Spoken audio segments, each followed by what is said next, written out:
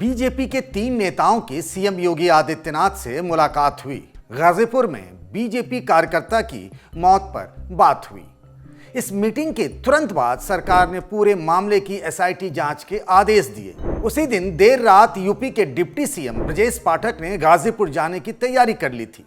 तब तक पीड़ित परिवार को लखनऊ में मुख्यमंत्री से मिलाने का प्लान भी बन चुका था। तो अब क्या करें? मुख्यमंत्री ऑफिस ने डिप्टी सीएम पाठक को किसी तरह गाजीपुर न जाने के लिए मना लिया। बीजेपी कार्यकर्ता के मौत की खबर भी सीएम को डिप्टी सीएम केशव प्रसाद मौर्य ने सबसे पहले बताई थी। ये बात उस दिन की है जब पीएम नरेंद्र मोदी को वाराणसी का दौरा करना था। उनकी अगवानी के लिए CM Yogi Adityanath, deputy CM Keshav Prasad Maurya, deputy CM Brajesh Pathak और बीजेपी के प्रदेश अध्यक्ष भूपेंद्र चौधरी वाराणसी एयरपोर्ट पर इंतजार कर रहे थे। उसी समय डिप्टी सीएम केशव ने सीएम योगी को मोबाइल फोन पर पुलिस के लाठीचार्ज का वीडियो दिखाया। तब मुख्यमंत्री ने वहीं खड़े डीजीपी राजीव कृष्णा से इस घटना के बारे में पूछा। एयरपोर्ट पर ही ड्यूटी पर तैनात डीआईजी को तुरंत गाजीपुर के लिए रवाना किया गया, वो भी इस संदेश के साथ कि मामला जल्द से जल्द सुलझाया जाए। नमस्कार, मैं हूं पंकज झा, आप देख रहे हैं राजधानी।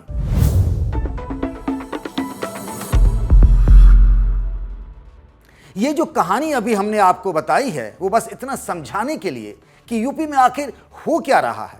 आपसी गुटबाजी जिस तरह से बीजेपी को अंदर ही अंदर घुन की तरह खा रही है।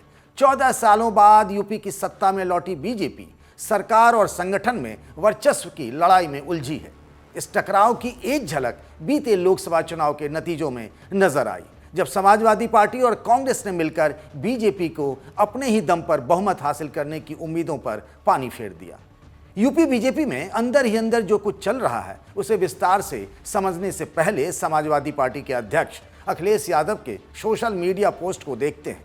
यूपी के पूर्व मुख्यमंत्री लिखते हैं, भाजपा सरकार की समझाइश मतलब धमकाइश। उत्तर प्रदेश में बड़े बड़े खास लोगों के मामले में समझौते कराए जा रहे हैं और बेचारे आम लोग दरबार में बुलाकर धमकाए जा रहे हैं और एक दिन पहले दिए गए उनके बयान पलटवाए जा रहे हैं। जो आज सरकार का मुखर विरोध करते दिखते हैं, अगले दिन उन्हें घेर कर सत्ता के केंद्रों तक ले जाया जा रहा है और दबाव बनाकर सत्ता के अन्याय के बाद सब इंतजाम हो जाएगा का झूठा भरोसा भी दिया जा रहा है। सफेद मेज पर सफेद झूठ बोला जा रहा है। क्या कोई इंतजाम या समझौता किसी का जीवन वापस ला सकता है? यूपी में समस्याओं और नाइंसाफी का समाधान नहीं हो रहा है, बल्कि गरीब, वंचित, पीड़ित, शोषित का दमन और उत्पीड़न हो रहा है। तारीख 9 सितंबर, तारीख पर गौर करिएगा। आज 16 सितंबर है। हफ्ते भर से भी अधिक का समय बीत चुका, पर गाजीपुर में बीजेपी कार्यकर्ता सियाराम उपाध्याय की मौत का विवाद खत्म नहीं हो रहा है। मामला हरि अनंत, हरि कथा अनंता जैसा है। सियाराम के परिवार से उनके भाई और पिता की मुख्यमंत्री योगी आदित्यनाथ से मुलाकात हो चुकी है। परिवार कह रहा है, हम इस मामले में यूपी सरकार की कार्रवाई से संतुष्ट हैं, पर इस मुद्दे पर बीजेपी के एक गुट और विपक्ष के सुर एक जैसे हैं। आरोप है कि सरकार के दबाव में परिवार ने अपने मन को मना लिया है। अब कुछ नेता इस मामले को दिल्ली दरबार तक ले जाना चाहते हैं। गाजीपुर में कुछ लोग आपसी विवाद के चलते नौनहारा पुलिस थाने के बाहर धरने पर बैठ गए। विवाद बिजली के खंभे लगाने को लेकर था। देर रात तक लोग डटे रहे। आरोप है कि लाइट बंद कर देर रात पुलिस वालों ने लाठीचार्ज कर दिया। आरोप है कि इसी लाठीचार्ज में एक दिव्यांग सियाराम उपाध्याय की मौत हो गई। पुलिस ने शुरुआत में दावा किया कि लाठीचार्ज तो हुआ ही नहीं, पर तब तक पुलिस के लाठी चलाने का वीडियो वायरल हो चुका था। जब बात सीएम योगी आदित्यनाथ तक पहुंची तो थानेदार समेत 6 पुलिस वाले सस्पेंड कर दिए गए। लगा शायद मामला ठंडा हो जाएगा, पर अगले ही दिन मृतक के पोस्टमार्टम रिपोर्ट ने आग में घी का काम किया। सियाराम उपाध्याय के भाई शशिकांत ने तब क्या कहा था, सुनते हैं। अब मैं जान गया, अब मैं बोलना शुरू किया। मुझे न्याय मिलने वाला नहीं है। जो मेरी परिस्थिति है, मैं अपने परिस्थिति पे खुद खुश हूँ, अपने माता पिता को लेके। हमें किसी की अब जरूरत यहाँ नहीं है। मैं देख लिया कि सरकार हमें कितना न्याय दिलाएगी और कितना दिला पाएगी, और कोई मुझसे बस आ रहे हैं इस मामला को रफा दफा करने के चक्कर में। मुझे कोई पैसा नहीं, 10 लाख जो हमें प्रशासन द्वारा दिया गया है वो भी मैं डंके के चोट पे पत्रकारों के सामने बोल रहा हूँ, वो पैसा मैं देने को राजी हूँ। योगी बाबा हो या जोगी बाबा हो, ये सब बेकार हैं, भ्रष्ट हैं, सब भ्रष्ट हैं। आज मेरे पे हुआ, कल और किसी पे होगा। ये सब भ्रष्ट हैं और मिली भगत साजिश है। पर अगले ही दिन मतलब 24 घंटे बाद ही सियाराम के भाई यूपी सरकार को थैंक यू करने लगे। खबर है कि मृतक के भाई के सरकार विरोधी बयान के बाद मुख्यमंत्री योगी आदित्यनाथ की टीम डैमेज कंट्रोल में जुट गई। एंट्री होती है कि ऐसे नेता की जो कभी समाजवादी पार्टी से सांसद रहे, अब वे बीजेपी में हैं। उन्होंने न जाने सियाराम के भाई से क्या कहा, पर इतना जरूर हुआ कि जिस पुलिस पर वे अपने भाई की हत्या का आरोप लगा रहे थे वही कहने लगे सब ठीक है जी, सब चंगा है। इसी दौरान इस विवाद में फाटक की एंट्री हो गई। गाजीपुर में अंसारी परिवार जिस घर में रहता है उसे लोग फाटक कहते हैं। मुख्तार अंसारी के बड़े भाई अफजाल अंसारी यहां से लोकसभा के सांसद हैं। बीजेपी नेताओं के गुट ने आरोप लगाया है कि कुछ लोग फाटक के इशारे पर योगी सरकार को बदनाम कर रहे हैं। बीजेपी के नेता आपस में ही एक दूसरे की बैंड बजाने के अभियान में लगे हैं। गाजीपुर से ही सीएम योगी आदित्यनाथ के करीबी नेता और एमएलसी विशाल सिंह चंचल सियाराम के भाई और पिता को लखनऊ लेकर आए, उन्हें मुख्यमंत्री से मिलवाया। गाजीपुर में जिस बीजेपी कार्यकर्ता की मौत हुई वे ब्राह्मण थे। कभी अमित शाह के डिप्टी रहे अजय मिश्र टेनी भी ब्राह्मण समाज से हैं। डिप्टी मैंने इसीलिए कहा क्योंकि वे केंद्र में गृह राज्य मंत्री रह चुके हैं। गूगल पर सर्च करेंगे तो इनसे थार गाड़ी के कनेक्शन का पता चलेगा। जब ये मंत्री थे तब इनके बेटे पर किसानों को थार जीप से कुचलने का आरोप लगा था। उन दिनों देश में किसान आंदोलन चल रहा था।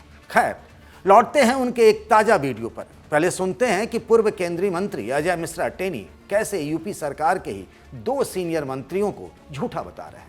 कई बार हम लोग देखते हैं अफवाहें फैला रहे हैं कि हमारे मंत्री कह दिए कि खाद बहुत है जिले में। भाई कौन मंत्री हमारा कह दिया? कोई कहा है क्या? अब भाई कहा होगा तो वो जाने, क्योंकि एक और मंत्री है कह गया लखीमपुर में बाढ़ है नहीं, बताओ। और रेल बाढ़ है कारण नहीं चल पा रही। तो ऐसे लोग हैं। अब ऐसे लोगों के ऊपर हम नहीं कुछ टिप्पणी करना चाहते, इनको सोच समझ के बोलना चाहिए। बहुत सारे लोगों को किट बांटी जाती है, तो काहे के लिए किट बांटी जाएगी? बाढ़ नहीं तो किट काहे बांटोगे? लेकिन ये है कि वो वहां नहीं गए जहां पर शिलान्यास किए थे, वहां बाढ़ बहुत तगड़ी थी, इसलिए वहां नहीं गए। टेनी ने योगी सरकार के मंत्रियों का नाम तो नहीं लिया, पर एक मंत्री का नाम है स्वतंत्र देव सिंह और दूसरे का नाम है सूर्य प्रताप शाही। सिंचाई मंत्री स्वतंत्र देव सिंह ने इलाके का दौरा करने के बाद कहा था कि वहां इस बार बाढ़ नहीं है। अपने बयान से यूपी के मंत्रियों की रगड़ाई करने वाले अजय मिश्र टेनी भी ब्राह्मण हैं। बीजेपी में जारी महाभारत का तीसरा प्रसंग झांसी का है। खूब लड़ी मर्दानी वो तो झांसी वाली रानी थी। उसी झांसी में एक पुलिस इंस्पेक्टर को लेकर बीजेपी के 2 विधायकों ने एक दूसरे को निपटाने का मूड बनाया है। एक हैं राजीव सिंह पारीछा और दूसरे माननीय हैं रवि शर्मा। राजीव सिंह लिखते हैं पर वे यादव हैं और शर्मा जी ठहरे ब्राह्मण। जाति का जिक्र इसलिए क्योंकि इससे यूपी बीजेपी में मचे घमासान की कहानी आपको आसानी से समझ में आ सकती है। इसी कलह के चलते यूपी में बीजेपी के नए प्रदेश अध्यक्ष पर फैसला रुका पड़ा है। मंत्रिमंडल का विस्तार नहीं हो पाया है। यह भी सच है कि साल 2022 में हुए यूपी चुनाव में भी ऐसा ही नैरेटिव बना था। क्या आपको लगता है कि इस बार मामला गड़बड़ हो सकता है, मतलब अगले चुनाव के लिए? आप बताइएगा जरूर। अब बात पीएम मोदी के मंच की। मंच सजा था बिहार के पूर्णिया में। कल के कार्यक्रम में उपेंद्र कुशवाहा पहुंचे तो मंच पर उनकी कुर्सी ही नहीं लगी थी। प्रधानमंत्री की सुरक्षा में लगे एसपीजी ने उन्हें मंच पर नहीं जाने दिया, तो कुशवाहा चुपचाप मंच के सामने नीचे लगे सोफा पर बैठ गए। केंद्रीय मंत्री नित्यानंद राय ने उन्हें ऐसा करते देख लिया। उन्होंने बीजेपी के बिहार अध्यक्ष दिलीप जायसवाल से पूछा ऐसा कैसे हो गया।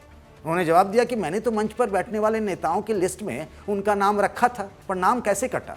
इसका जवाब किसी के पास नहीं है, पर शक के घेरे में बीजेपी के ही एक सीनियर नेता है। खैर, नित्यानंद राय ने पीएम ऑफिस से जुड़े लोगों से बात कर उपेंद्र कुशवाहा के लिए मंच पर जगह बनाई।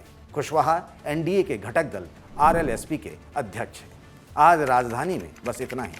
बने रहिए द लल्लन टॉप के साथ।